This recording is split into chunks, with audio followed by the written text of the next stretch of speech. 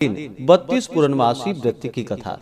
हिंदू धर्म में पूर्णिमा तिथि का बड़ा ही विशेष महत्व माना गया है। पूर्णिमा तिथि के दिन गंगा स्नान करना, दान पुण्यों के कार्य करने का और इस दिन भगवान सत्यनारायण के पूजन का तथा 32 पूर्णमासी व्रत धारण करने का महत्व माना गया है। जो भी भक्त सच्ची श्रद्धा के साथ 32 पूर्णमासी का व्रत धारण करते हैं तो इस व्रत के पुण्य प्रभाव से सुख सौभाग्य आदि की प्राप्ति होती है, पुत्र धन आदि की प्राप्ति होती है तथा सभी प्रकार के दुख और कष्ट दूर होते हैं। 32 पूर्णमासी के व्रत में दिन भर उपवास रह करके शाम को चंद्रोदय होने पर चंद्र देवता को अर्घ्य प्रदान करने के बाद यह व्रत पूर्ण माना जाता है। वर्ष 2026 पौष पूर्णिमा तिथि प्रारंभ समय जो कि 2 जनवरी 2026 दिन शुक्रवार शाम 6:54 और पूर्णिमा तिथि की जो समाप्ति है वह 3 जनवरी 2026 दिन शनिवार दोपहर 3:33 पे पूर्णिमा तिथि की समाप्ति है। 32 पूर्णमासी का जो व्रत धारण किया जाता है इसे चंद्रोदय व्यापनी ली जाती है। तो चंद्रोदय व्यापनी के अनुसार 2 जनवरी 2026 दिन शुक्रवार को पूर्णिमा का व्रत धारण किया जाएगा, क्योंकि 3 जनवरी को दोपहर 3:33 पे ही पूर्णिमा तिथि की समाप्ति है। 3 जनवरी को जो भी गंगा स्नान, दान पुण्यों का कार्य करने वाले हैं तथा माघ स्नान शुरू करने वाले हैं वो सभी 3 जनवरी से इन कार्यों को करेंगे। और शाकंभरी पूर्णिमा, शाकंभरी जयंती जो कि 3 जनवरी को है, 2 जनवरी को व्रत की पूर्णिमा है। 2 और 3 जनवरी को ब्रह्म मुहूर्त का समय सुबह 5:25 से सुबह 6:20 तक होगा। सूर्योदय का समय सुबह 6:43, सूर्यास्त शाम 5:20 होगा। प्रातः काल पूजा का शुभ मुहूर्त सुबह 5:52 से सुबह 7:14 तक होगा। शाम को पूजा का शुभ मुहूर्त शाम 5:35 से शाम 6:57 तक होगा। शाम को चंद्रोदय का समय जो कि शाम 6:04 होगा। तो आइए सुनते हैं पौष पूर्णिमा के दिन 32 पूर्णमासी व्रत की कथा। तो बोलिए प्रेम से भगवान भोलेनाथ की जय, माता पार्वती की जय, भगवान विष्णु की जय, माता लक्ष्मी की जय, सर्वदेवी देवता की जय। बहुत समय पहले की बात है। एक बार मैया यशोदा ने भगवान श्री कृष्ण से पूछा कि हे कृष्ण, तुम सारे संसार के उत्पन्न करता, पोषक तथा उसके संहार करता हो। आज कोई ऐसा व्रत मुझे कहो जिसके करने से मृत्यु लोक में स्त्रियों को विधवा होने का भय न रहे तथा यह व्रत सभी मनुष्यों की मनोकामनाएं पूर्ण करने वाला हो। तब भगवान श्री कृष्ण कहने लगे कि हे माता, आपने बड़ा ही सुंदर प्रश्न किया है। मैं आपसे ऐसे ही व्रत को सविस्तार कहूँगा। सौभाग्य की प्राप्ति के लिए स्त्रियों को 32 पूर्णमासियों का व्रत करना चाहिए। इस व्रत के करने से स्त्रियों को सौभाग्य संपत्ति मिलती है। यह व्रत अचल सौभाग्य को देने वाली एवं भगवान शिव के प्रति मनुष्य मात्र की भक्ति को बढ़ाने वाला है। यशोदा माता ने कहा कि हे कृष्ण, सर्वप्रथम इस व्रत को मृत्यु लोक में किसने किया था, इसके विषय में मुझे सविस्तार कहो। भगवान श्री कृष्ण कहने लगे कि इस भूमंडल पर एक अत्यंत प्रसिद्ध राजा जो कि चंद्रहास नाम से पालित अनेक प्रकार के रत्नों से परिपूर्ण कातिका नाम की एक नगरी थी। वहाँ पर धनेश्वर नाम का एक ब्राह्मण रहता था और उसकी स्त्री अति सुशीला रूपवती थी। दोनों ही उस नगरी में बड़े ही प्रेम के साथ रहते थे। घर में धन धान्य आदि किसी भी वस्तु की कोई कमी नहीं थी। उनको एक बड़ा सा दुख था कि उनके पास उनकी कोई संतान नहीं थी। इस दुख से वह अत्यंत दुखी रहते थे। एक समय एक बड़ा तपस्वी योगी उस नगरी में आया। वह योगी उस ब्राह्मण के घर को छोड़कर अन्य सब घरों से भिक्षा लाकर भोजन किया करता था। रूपवती से वह भिक्षा नहीं लिया करता था। उस योगी ने एक दिन रूपवती से भिक्षा न लेकर किसी अन्य घर से भिक्षा लेकर गंगा किनारे जाकर भिक्षान्न को प्रेम पूर्वक खा रहा था कि धनेश्वर ने योगी का यह सब कार्य किसी प्रकार से देख लिया। अपने भिक्षा के अनादर से दुखी होकर धनेश्वर योगी से बोला कि हे महात्मन, आप सब घरों से भिक्षा लेते हैं परंतु मेरे घर की भिक्षा कभी भी नहीं लेते, इसका क्या कारण है? योगी ने कहा कि निसंतान के घर की भीख पतितों के अन्न के तुल्य होती है, और जो पतितों का अन्न खाता है वह भी पतित हो जाता है। चूंकि तुम निसंतान हो, अतः पतित हो जाने के भय से मैं तुम्हारे घर की भिक्षा नहीं लेता हूँ। धनेश्वर यह बात सुनकर अपने मन में बहुत दुखी हुआ और हाथ जोड़कर योगी के पैरों में गिर पड़ा तथा अंतर्भाव से कहने लगा कि हे महाराज, यदि ऐसा है तो आप मुझको पुत्र प्राप्ति का उपाय बतलाइए। आप सर्वज्ञ हैं, मुझ पर अवश्य ही कृपा कीजिए। धन की मेरे घर में कोई कमी नहीं, परंतु मैं पुत्र न होने के कारण अत्यंत दुखी हूँ। आप मेरे इस दुख का हरण करें। आप सामर्थ्यवान हैं। यह सुनकर योगी कहने लगे कि हे ब्राह्मण, तुम चंडी की आराधना करो। घर आकर उसने अपने स्त्री से सब वृतांत कहा और स्वयं तप के निमित्त वन में चला गया। वन में जाकर उसने चंडी देवी की उपासना की और उपवास किया। चंडी ने 16वें दिन उसको स्वप्न में दर्शन दिया और कहा कि हे धनेश्वर, जा, तेरा पुत्र होगा, परंतु वह 16 वर्ष की आयु में ही मृत्यु को प्राप्त हो जाएगा।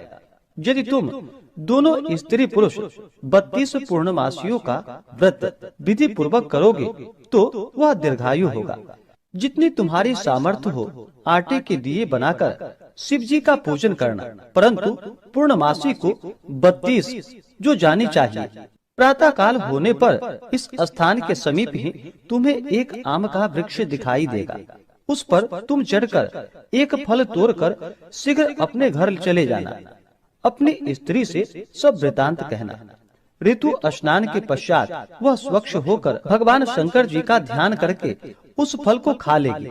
तब शंकर भगवान की कृपा से उसको गर्भ हो जाएगा। जब वह ब्राह्मण प्रातः काल उठा तो उसने उस स्थान के पास ही एक आम का वृक्ष देखा, जिस पर एक अत्यंत सुंदर आम का फल लगा हुआ था। उस ब्राह्मण ने उस आम के वृक्ष पे चढ़कर उस फल को तोड़ने का प्रयत्न किया, परंतु वृक्ष पर कई बार प्रयत्न करने पर भी वह न चढ़ पाया। तब तो उस ब्राह्मण को बहुत चिंता हुई और विघ्न विनाशक भगवान श्री गणेश जी की वंदना करने लगा। हे दयानिधे, अपने भक्तों को विघ्नों का आप नाश करने वाले हैं, उनके मंगल कार्यों को पूर्ण करने वाले हैं, दुष्टों का नाश करने वाले हैं, रिद्धि सिद्धि देने वाले। आप मुझ पर कृपा करके इतना बल दे कि मैं अपने मनोरथ को पूर्ण कर सकूं। इस प्रकार गणेश जी की प्रार्थना करने पर उनकी कृपा से धनेश्वर वृक्ष पर चढ़ गया और उसने एक अति सुंदर आम का फल देखा। उसने विचार किया कि जो वरदान से फल मिला है वह यह है और कोई फल दिखाई नहीं देता।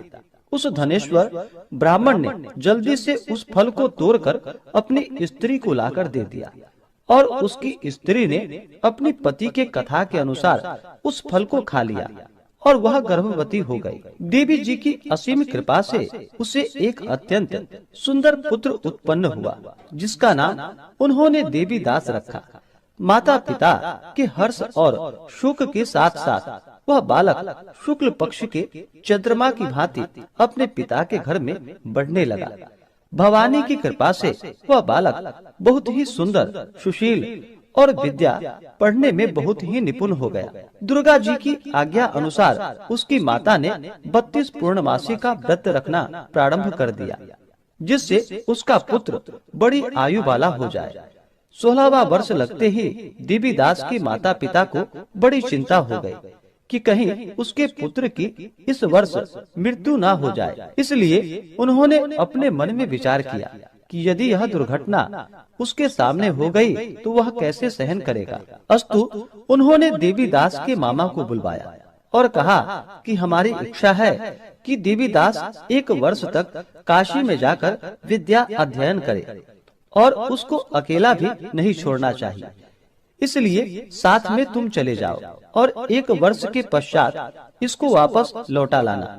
सब प्रबंध करके उसके माता पिता ने काशी जाने के लिए देवीदास को एक घोड़े पर बैठाकर उसके मामा को उसके साथ भेज दिया। किंतु यह बात उसके मामा या किसी और को कहीं पता नहीं थी।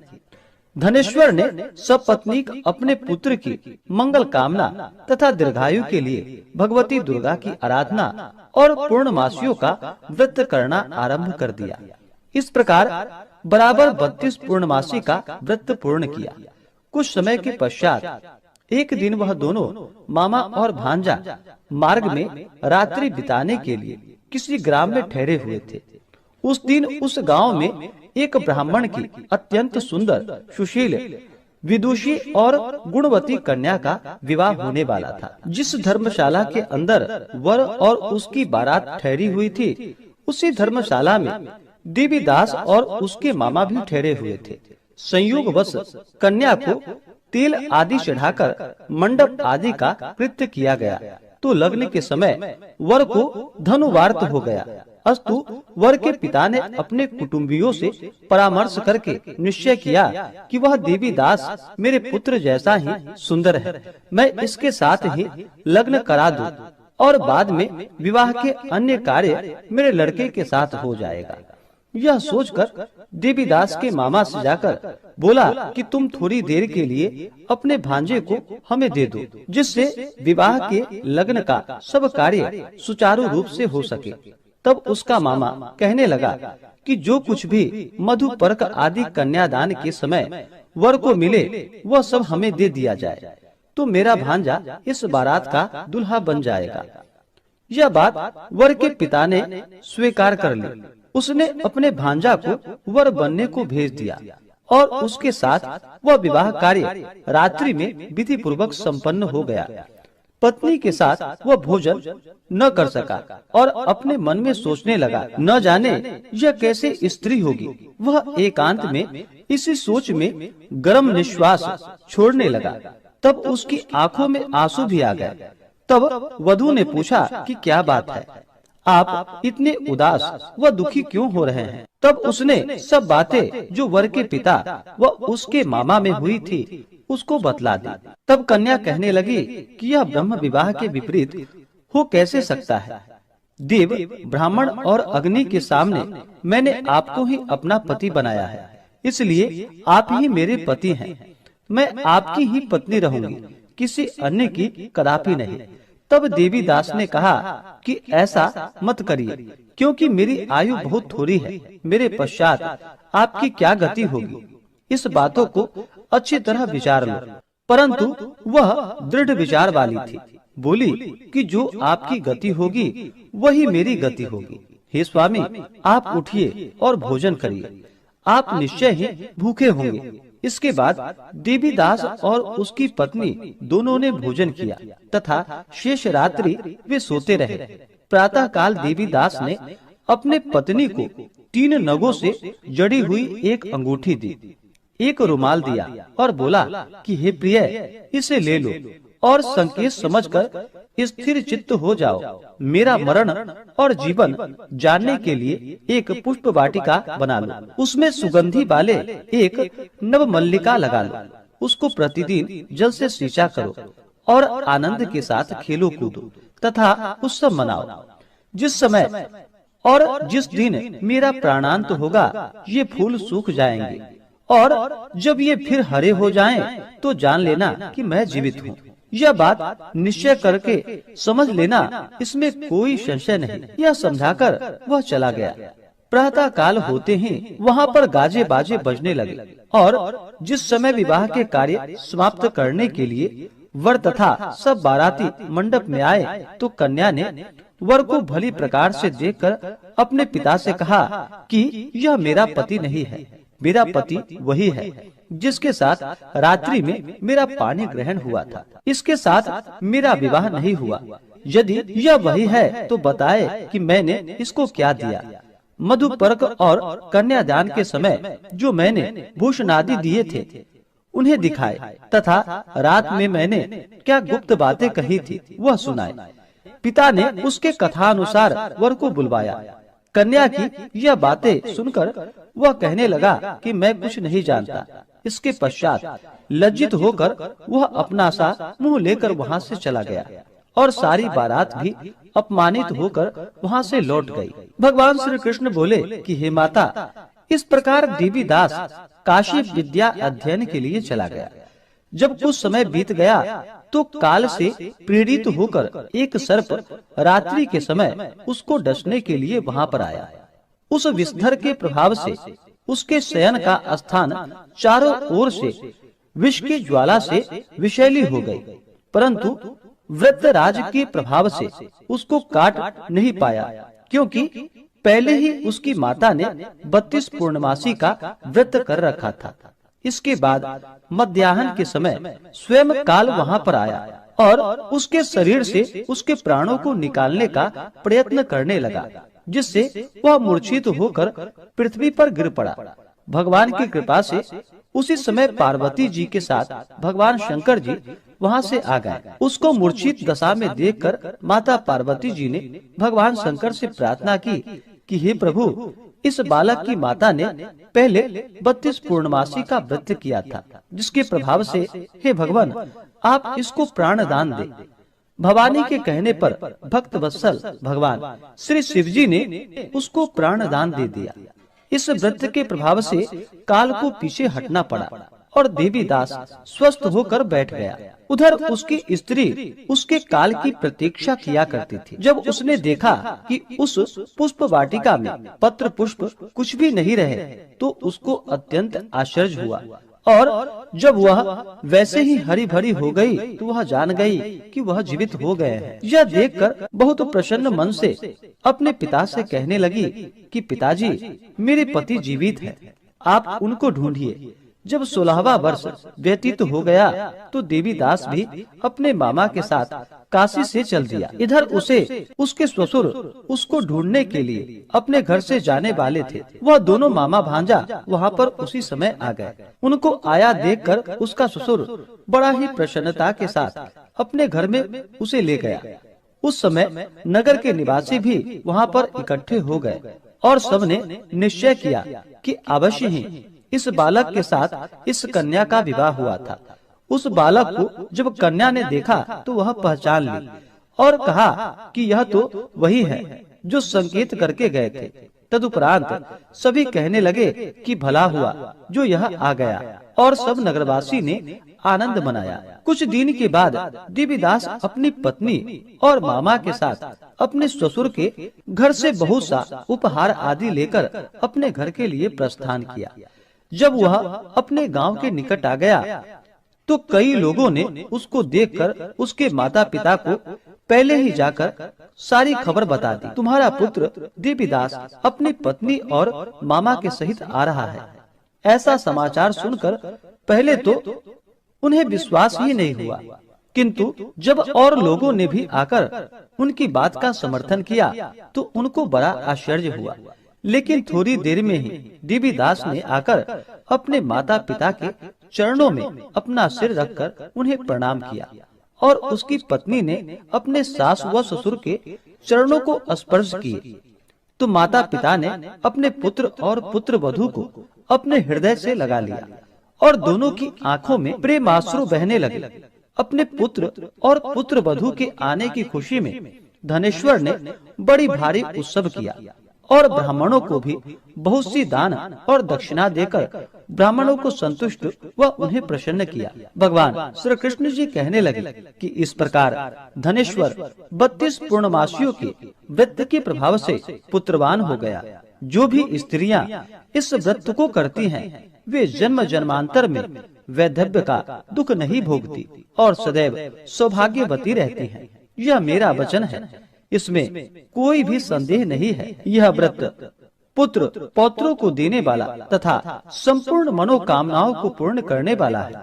32 पूर्णमासियों के व्रत करने से व्रती की सभी इच्छाएं भगवान शिव जी की कृपा से पूर्ण हो जाती हैं। तो बोलिए प्रेम से भगवान विष्णु की जय, माता लक्ष्मी की जय, भगवान भोलेनाथ की जय, माता पार्वती की जय, सर्व देवी देवता की जय। तो आशा करता हूँ कि यह जानकारी आपको अच्छा लगा हो। इसी प्रकार से ज्ञानवर्धक जानकारियाँ प्राप्त करते रहने के लिए, व्रत पूजा के बारे में जानने के लिए, कथा को सुनने के लिए चैनल पे अगर आप पहली बार आए हैं तो चैनल को लाल बटन दबा करके सब्सक्राइब करें, साथ में बेल आइकन घंटी को दबाएं ताकि आने वाली वीडियो का नोटिफिकेशन आपको समय से मिलता रहे। वीडियो को लाइक करें, शेयर करें। सुखी रहें और स्वस्थ रहें। जय श्री राधे कृष्ण। धन्यवाद।